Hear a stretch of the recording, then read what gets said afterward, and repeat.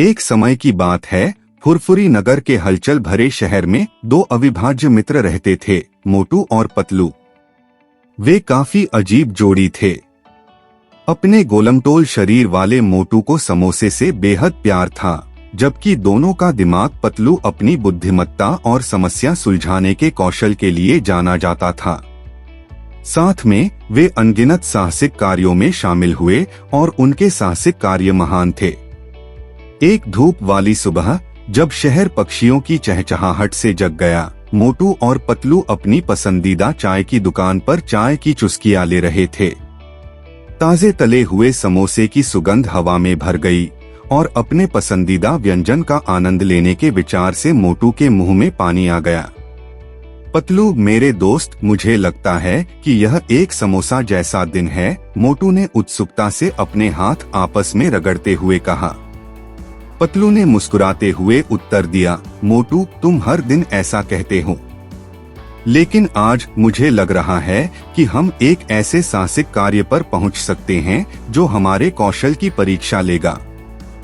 जैसे ही पतलू ने अपना वाक्य पूरा किया, एक अपरिचित ध्वनि ने उनका ध्यान खींचा।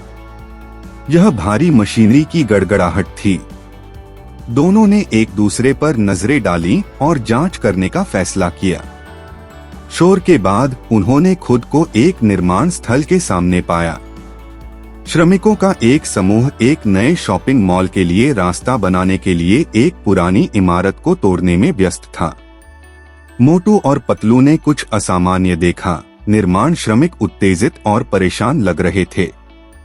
मोटू एक मजदूर के पास गया और पूछा, यहाँ क्या हो रहा है?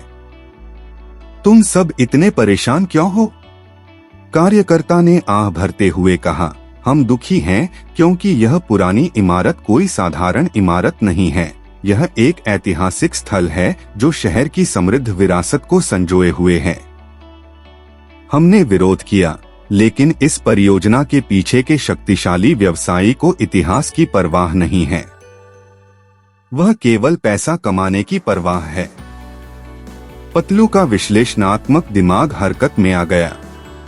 उन्होंने मोटू से कहा, मोटू, यह वह साहसिक कार्य हो सकता है जिसका हम इंतजार कर रहे थे।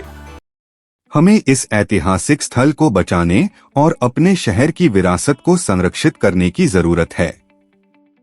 मोटू सहमत हो गया। समोसे के लिए उसकी भूख क्षण भर के लिए भूल गई। दोनों दोस्तों ने मामले को अपने हाथ में लेने का फैसला किया। उन्होंने इमारत के इतिहास पर शोध करना शुरू किया। इसके ऐतिहासिक महत्व को साबित करने के लिए सबूत जुटाए। उन्होंने शहरवासियों के बीच अपनी विरासत को संरक्षित करने के महत्व के बारे में जागरूकता बढ़ाने के लिए एक अभियान भी शुरू किया। जैसे जैसे दिन हफ्तों में बदले, दोनों के प्रयासों में तेजी आई। उन्होंने रैलियां आयोजित की, मीडिया तक पहुंचे और यहां तक कि नगर परिषद के समक्ष भी अपना मामला प्रस्तुत किया। धीरे धीरे लेकिन निश्चित रूप से जनता की राय उनके पक्ष में स्थानांतरित होने लगी। इस बीच निर्माण परियोजना के पीछे के व्यवसायी मिस्टर मनीबैग्स की निराशा बढ़ती जा रही थी। उसने स्थिति में हेरफेर करने के लिए अपने प्रभाव और धन का उपयोग करके मोटू और पतलू के प्रयासों को विफल करने की कोशिश की। हालांकि इस गतिशील जोड़ी का दृढ़ संकल्प अटूट था। आखिरकार हिसाब किताब का दिन आ ही गया। ऐतिहासिक स्थल के भाग्य का निर्णय लेने के लिए एक नगर बैठक बुलाई गई थी। मोटू और पतलू ने इमारत के सांस्कृतिक और ऐतिहासिक महत्व पर प्रकाश डालते हुए अपना मामला उत्साहपूर्वक प्रस्तुत किया।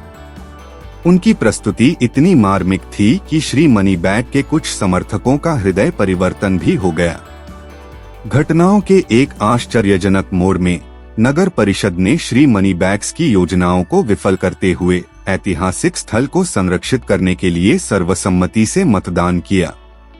नगरवासी खुशी से झूम उठे, अपनी विरासत की जीत और दो सामान्य मित्रों की जीत का जश्न मनाया जो उनके नायक बन गए थे। मोटू और पतलू ने न केवल इतिहास का एक टुकड़ा बचाया था बल्कि दोस्तों के रूप में अपने बंधन को भी मजबूत किया था। उनके साहसिक कार्य ने उन्हें सिखाया था कि दृढ़ संकल्प, साहस और समुदाय के समर्थन से वे किसी भी चुनौती पर विजय पा सकते हैं। जब उन्होंने समोसे की भव्य दावत के साथ अपनी जीत का जश्न मनाया तो मोटू ने पतलू से कहा, तुम सही थे मेरे दोस्त।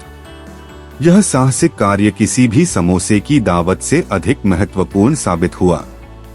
पतलू ने मुस्कुराते हुए उत्तर दिया, और यह अभी खत्म नहीं हुआ है मोटू। कौन जानता है कि अगला साहसिक कार्य क्या लेकर आएगा। और इसलिए अपने मनोबल को ऊंचा रखते हुए और अपनी दोस्ती को पहले से भी अधिक मजबूत करते हुए मोटू और पतलू फुरफुरी नगर पर नजर रखते रहे और अगले रोमांचक साहसिक कार्य के लिए हमेशा तैयार रहते थे जो उनका इंतजार कर रहा था।